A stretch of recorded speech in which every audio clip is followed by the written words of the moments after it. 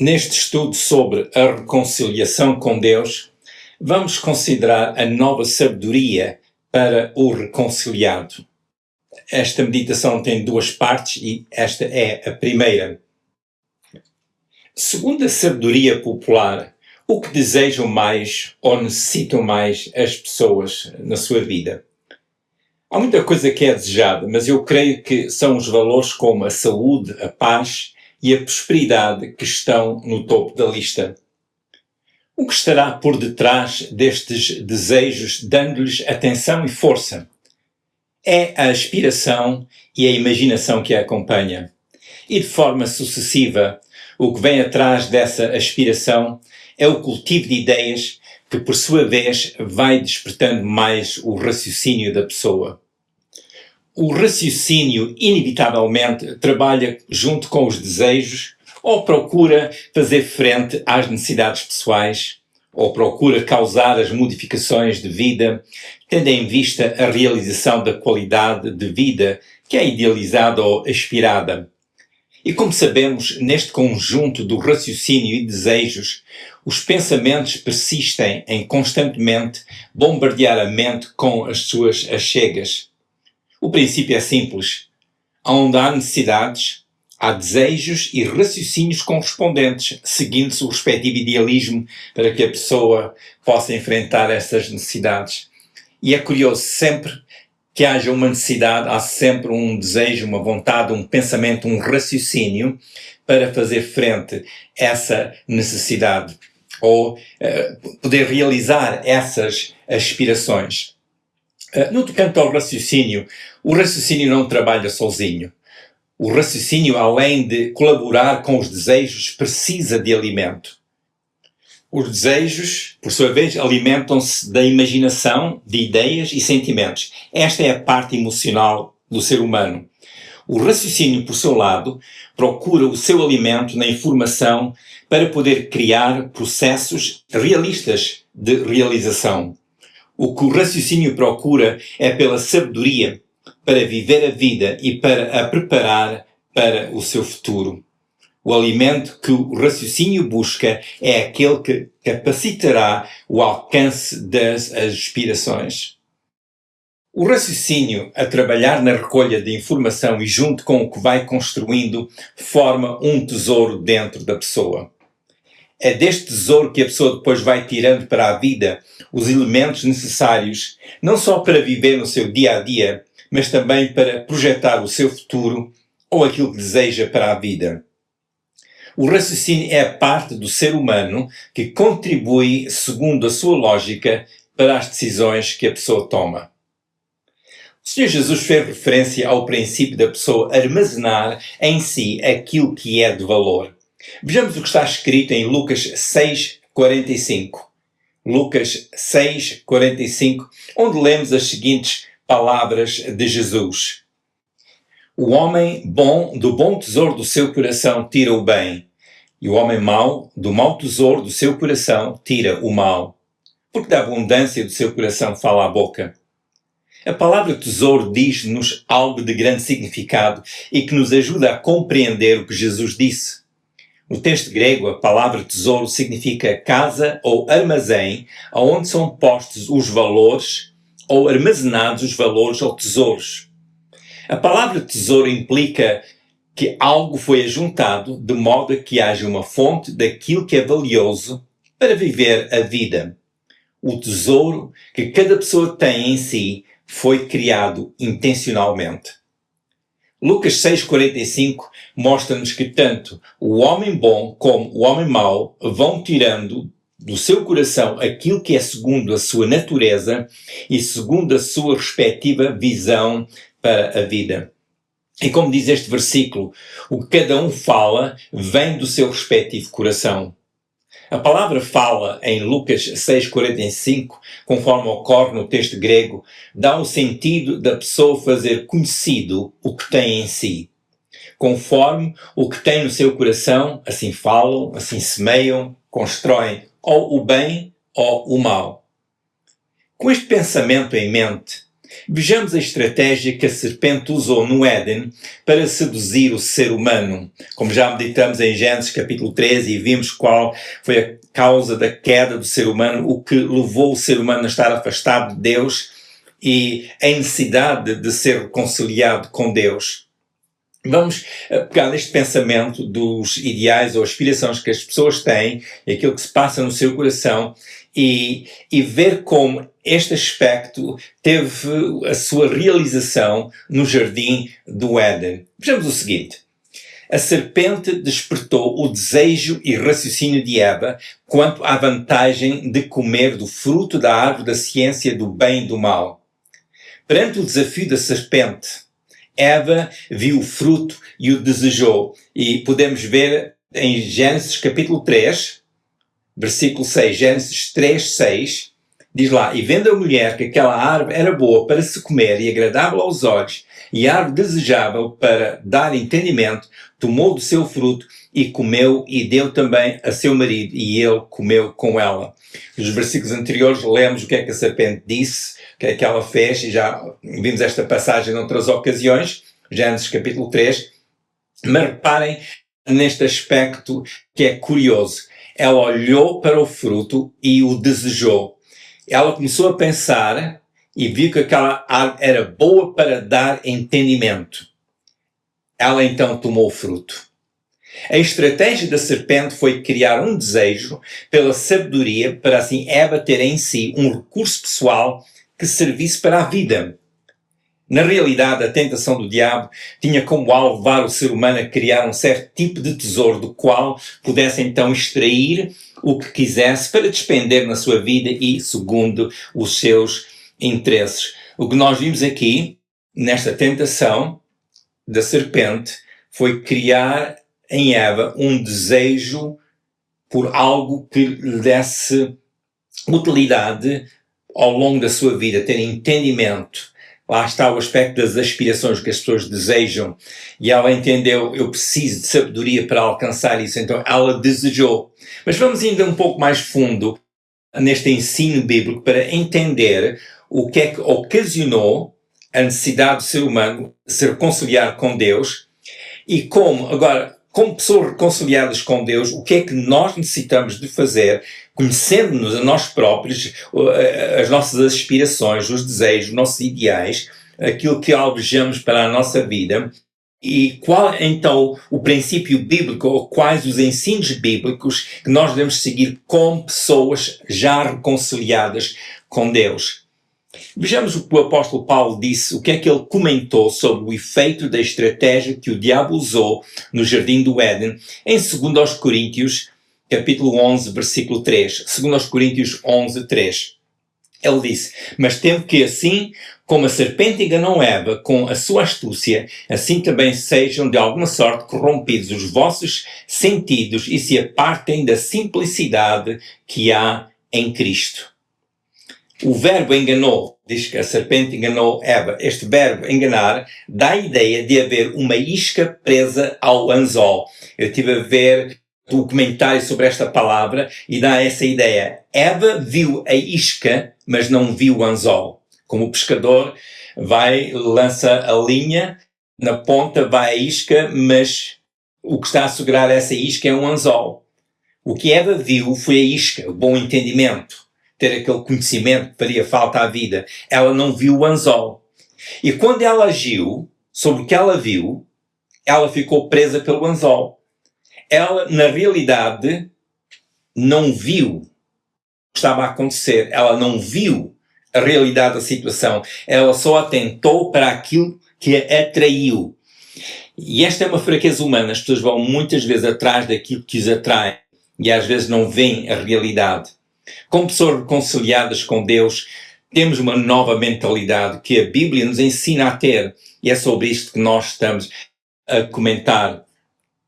A Bíblia diz, portanto, em 2 Coríntios 11, 3, onde Paulo fala sobre corrompidos os vossos sentidos e apartem da simplicidade que há em Cristo. A palavra sentidos no texto grego é a palavra noema, que pode ser traduzida por pensamento, propósito ou mente. Esta palavra pode ser usada em referência ao coração, à alma e sentimentos humanos. Esta palavra noema é uma palavra grega que realça o resultado do que a pessoa pensa. Portanto, conforme pensa, assim faz. Portanto, os sentidos corrompidos ou a mente, os sentimentos corrompidos produzem algo. E Paulo está a comentar sobre isto. E qual seria a consequência?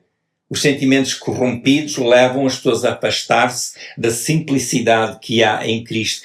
Começam a ir atrás de outras aspirações, outros ideais, outros desejos, outros sonhos que realmente não são compatíveis com Cristo. Eva ouviu as palavras, ou seja, a sabedoria da serpente deixou ela inspirada e ela começou a desejar aquele entendimento. A sabedoria da serpente tornou-se uma fonte de inspiração para a aspiração que ela criou em si. E em termos de Lucas 6,45, como já lemos, é como se ela fosse motivada pela qualidade do tesouro que ela tinha no seu coração. Como nós já lemos Lucas 6,45, o homem bom, do bom tesouro do seu coração, tirou bem, e o homem mau, do mau tesouro do seu coração, tirou mal, porque da abundância do coração fala a boca. Portanto, isto é o que nós vimos acontecer com Eva. Esta narrativa sobre a queda do ser humano mostra-nos como a pessoa pode cair e ficar destituído da glória de Deus. Em Romanos 3:23, nós lemos que todos pecaram e estão destituídos da glória de Deus, estão separados de Deus. E foi assim que o ser humano ficou afastado de Deus e em necessidade de ser reconciliado com Deus. Ao refletirmos sobre estas passagens bíblicas que nomeiam pessoas como Adão e Eva e outras situações, nós não temos que ver aquilo como uma crítica a essas pessoas, mas como um ensino para nós. O que é que nós precisamos de conhecer da palavra de Deus para evitarmos cair no erro que aquelas pessoas que a Bíblia refere caíram? Ao compreendendo o princípio e a importância da ambição e do raciocínio humano, e como este pode afetar a sua vida e o seu destino, ele comentou sobre a sabedoria que as pessoas no mundo, portanto, no contexto de não estarem em Cristo, ou os sábios do mundo, realmente procuram. Quando o apóstolo Paulo foi à cidade de Coríntio, uma das cidades da Grécia, ele verificou que as pessoas buscavam a sabedoria com bastante empenho. Em traços gerais, o alvo das pessoas buscarem a sabedoria era para poderem elevar o seu estado de vida, tanto no âmbito social como espiritual. Isto para nós é lógico, as pessoas procuram sabedoria, procuram conhecimento para melhorar o seu estado de vida. Isto é natural. Mas só que neste caso aqui, o que aconteceu naquela área da Europa, portanto, Grécia e arredores, havia outras coisas por trás da busca da sabedoria. E uma das ideias que prevalecia na cultura grega da ocasião era que pela sabedoria as pessoas poderiam libertar-se das superstições, dos efeitos da ignorância e de outros tipos de amarras. Este aspecto é interessante porque, segundo diz a história e analisando os escritos daquele tempo, alguns filósofos até acreditavam que se eles pessoalmente se desenvolvessem na área da sabedoria, poderão evoluir ao ponto de serem como os seus deuses. A sabedoria e o conhecimento que a pessoa procura realmente é como uma bússola que a pessoa usa para dar orientação a si própria. É óbvio que a pessoa que com entendimento e conhecimento dá a melhor orientação à sua vida. O princípio da sabedoria e conhecimento é muito bom, acho que ninguém vai discutir esse ponto. Mas só que, neste caso, a sabedoria daquela ocasião é que a sabedoria que saía de Coríntio e de Atenas, em especial a cidade de Atenas, para o resto do mundo, dizia que a salvação do ser humano está em ele ter mais sabedoria. Jesus, porém, disse de outra maneira: e conhecereis a verdade, e a verdade vos libertará. João 8,32. Enquanto pela sabedoria procuravam a libertação de qualquer tipo de amarra, como superstições e outras coisas do género, e há uma certa verdade nisso que, pela lógica, nós compreendemos, mas esse não é um valor espiritual. E o reconciliado tem que pensar em termos do Evangelho, aquilo que tem recebido de Deus, para que a sua sabedoria seja alimentada pela palavra de Deus, pelo Espírito Santo, seja aquela sabedoria que Deus realmente dá aos seus filhos. A verdadeira liberdade está em conhecer a verdade e não em conhecer a sabedoria que o ser humano cultiva. Paulo, comentando sobre a sua chegada a Coríntio, disse que falou sobre a sabedoria, porém não a sabedoria humana. E nós podemos ver 1 Coríntios capítulo 2, versículos 1 a 5. 1 Coríntios capítulo 2, versículos 1 a 5. E ele diz: E eu, irmãos, quando fui ter convosco, anunciando-vos o testemunho de Deus, não fui com sublimidade de palavras ou de sabedoria, porque nada me propus saber entre vós, senão a Jesus Cristo e este crucificado. E eu estive convosco em fraqueza e em temor e em grande tremor. A minha palavra e a minha pregação não consistiam em palavras persuasivas de sabedoria humana, mas em demonstração do Espírito e de poder, para que a vossa fé não se apoiasse em sabedoria dos homens, mas no poder de Deus. Paulo pregava o Evangelho que não consistia em filosofia humana, mas era a sabedoria e poder de Deus. A sabedoria do homem caído da graça de Deus é sabedoria decadente. Mas a sabedoria recebida pela pessoa que se reconcilia com Deus vem à pessoa através do Espírito Santo. Vem através da palavra de Deus que a pessoa lê e medita. Vejamos o que Paulo escreveu em 1 Coríntios capítulo 2, versículos 12 a 16. 1 Coríntios capítulo 2, versículos 12 a 16. Tomemos nota que estas palavras foram dirigidas aos cristãos, pessoas já reconciliadas com Deus. E ele diz: Mas nós não recebemos o Espírito do mundo, mas o Espírito que provém de Deus, para que pudéssemos conhecer que nos é dado gratuitamente por Deus, as quais também falamos não com palavras de sabedoria humana, mas com as que o Espírito Santo ensina, comparando as coisas espirituais com as espirituais. Ora, o homem natural não compreende as coisas do Espírito de Deus, porque lhe parecem loucura, e não pode entendê-las, porque elas se discernem espiritualmente.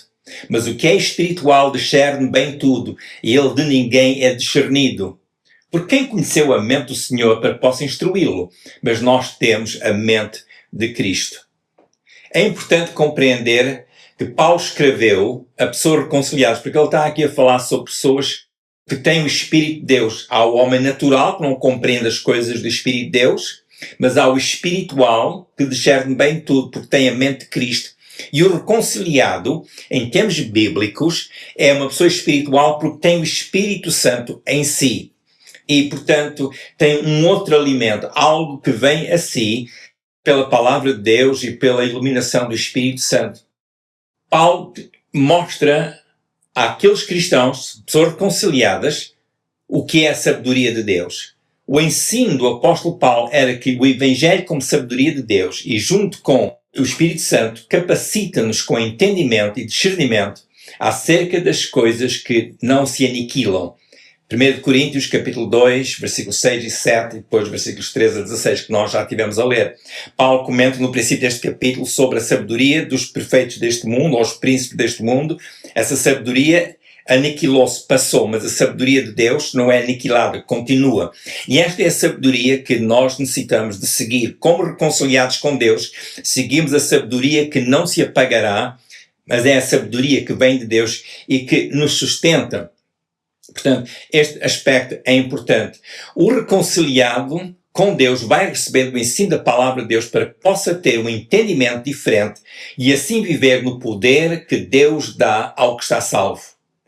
Como Paulo disse em Romanos 1,16, o Evangelho é o poder de Deus para a salvação de todo aquele que nele crê. Ligando o que Paulo escreveu em 1 Coríntios capítulo 2, com o que Jesus ensinou sobre o novo nascimento, quando Jesus falou com Nicodemos em João capítulo 3, nós vimos aqui algo bastante interessante, vimos um paralelo muito interessante e que nos ensina. Vejamos o que Jesus disse a Nicodemos em João capítulo 3, versículos 5 a 8. João 3, versículos 5 a 8. Vamos ver que há aqui uma revelação que pertence às pessoas que nasceram de novo. Paulo usa palavras espirituais, vocês, os cristãos, são espirituais. Aqui Jesus está a falar sobre os que nasceram do Espírito ou os que nasceram de novo. Vejamos o que diz o texto. João 3, começando com o versículo 5, que diz: Jesus respondeu: na verdade te digo que aquele que não nascer da água e do Espírito não pode entrar no reino de Deus. O que é nascido da carne é carne, e o que é nascido do Espírito é Espírito. Não te maravilhes de te ter dito: necessário vos é nascer de novo. O vento assopra onde quer e ouves a sua voz, mas não sabes de onde vem, nem para onde vai. Assim é todo aquele que é nascido do Espírito. Como vimos, o que é nascido do Espírito tem uma dinâmica de vida, uma dinâmica diferente. O que nasceu do Espírito entra no reino de Deus, como nós vimos no versículo 5. O que não nascer da água do Espírito não pode entrar no reino de Deus, o que nos diz que aquele que é nascido do Espírito, porque é o que Jesus está a comentar, esse pode entrar no reino de Deus. Essa pessoa não é discernida segundo a pessoa não reconciliada com Deus, mas é discernido, ou seja, ou é compreendido, é entendido segundo as palavras e obra do Espírito Santo.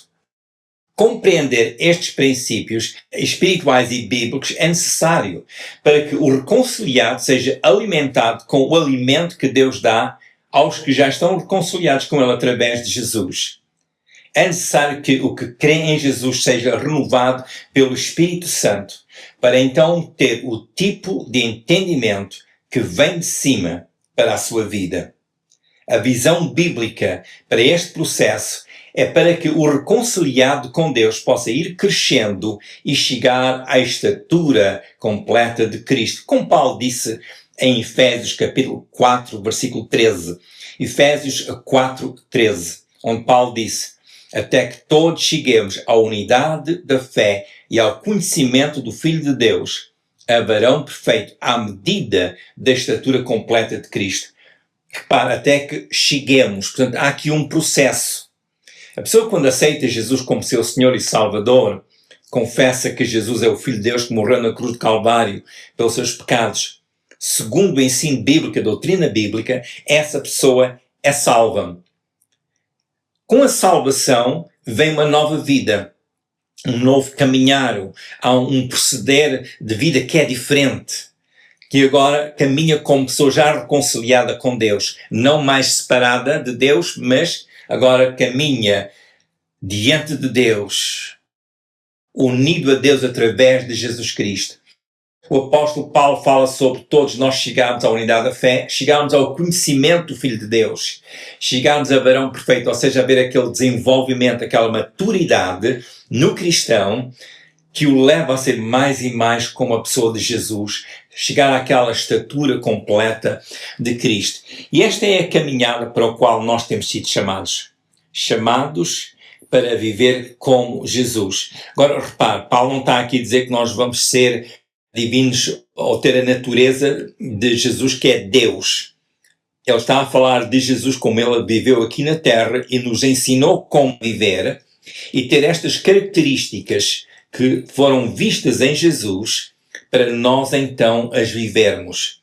Neste sentido, ao aprendermos do nosso mestre, como Jesus disse, basta ao discípulo ser como o seu mestre, um discípulo é aquele que aprende do seu mestre e Jesus ensinou-nos para nós sermos como ele, na maneira dele ser, como ele se conduzia aqui na terra, como ele fazia a vontade do Pai, como ele resistia ao mal, como ele resistiu às tentações que o diabo lançou contra ele. E este aspecto é importante.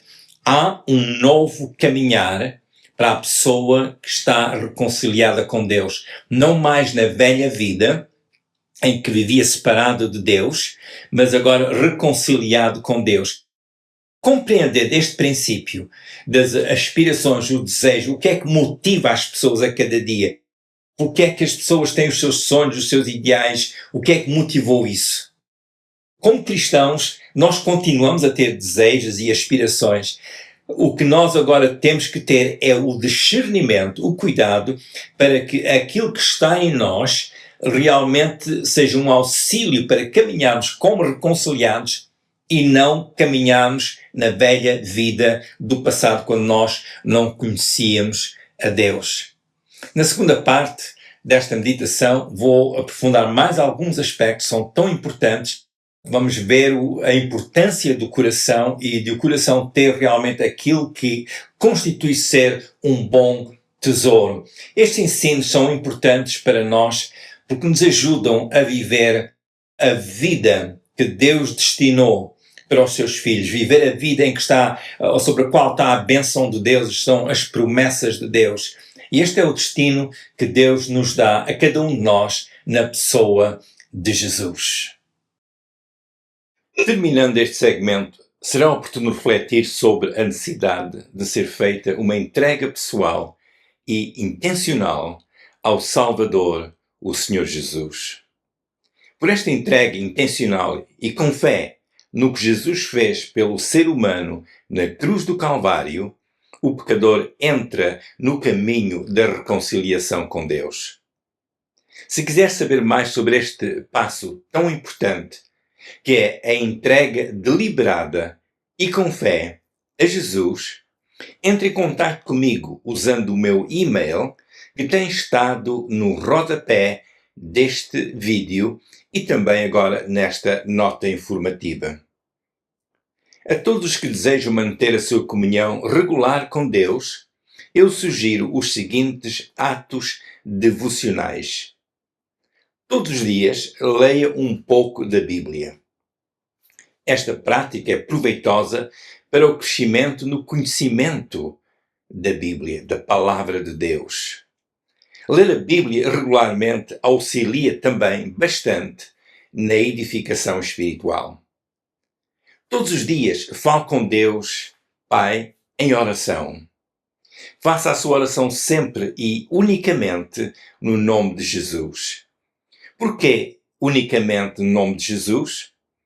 Porque o nome de Jesus é o único nome dado ao ser humano pelo qual há liberdade para ir à presença de Deus Pai.